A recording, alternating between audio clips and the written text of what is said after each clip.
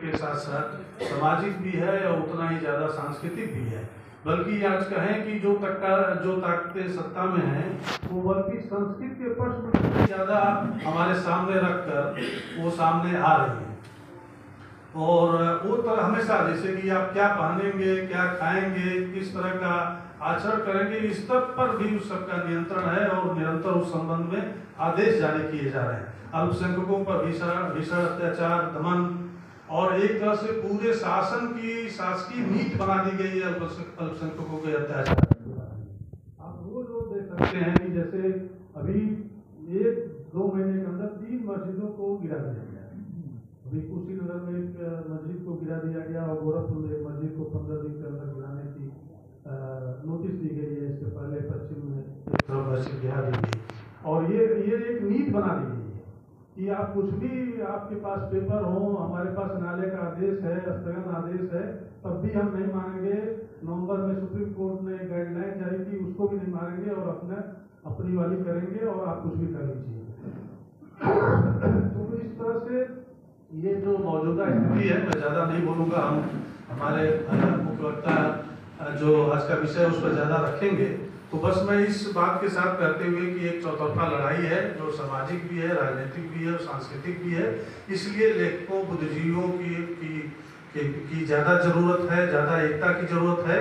और इस दौर में जब जैसे कि गौरव पांडे ने कहा था कि कई बार लेखकों और बुद्धिजीवियों की तरफ से, लेखक संगठनों की तरफ से बहुत ही संकीर्णता का प्रदर्शन किया जाता है।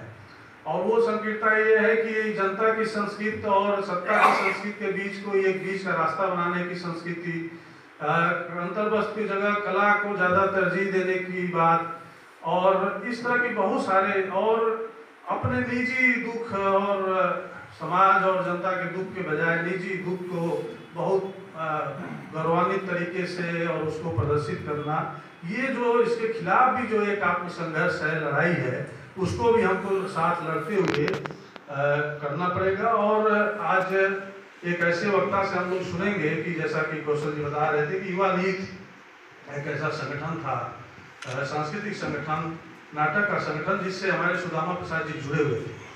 और मैं उनसे एक बार भी हम लोग मिले थे तो लंबी बातचीत कर रहे थे कि कैसे ये लोग जब उस इलाके में नाटक कर रहे थे जहाँ पर भीषण सामंती अत्याचार थे, दलितों और पीड़ित वर्गों को वोट देने का अधिकार नहीं था, उनके नरसंहार हो रहे थे, उस विकट दमन के दौर में उन लोगों ने नाटक किए। और एक उदाहरण तो बहुत जबरदस्त है, मैं चाहूँगा कि वही सुनाएंगे तो ज़्यादा अच्छा रहेगा कि किस तरह से नाटक का एक अंत उन लोगों ने परिवर्तित किया। क्योंकि जनता ने इनसे कहा, जो लोग नाटक देखने आए थे बीच में जाने लगे थे।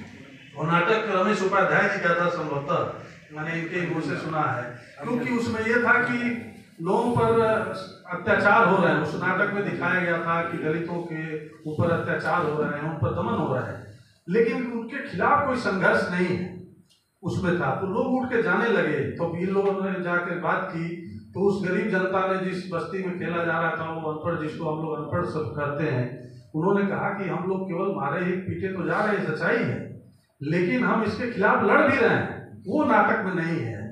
तो फिर उस नाटक का अंत आप लोगों ने परिवर्तित करके जब दोबारा उस नाटक को खेला तो अपार भीड़ उमड़ी।